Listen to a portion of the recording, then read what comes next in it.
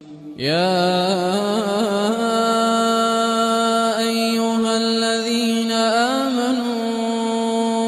إذا نودي للصلاة من يوم الجمعة فاسعوا إلى ذكر الله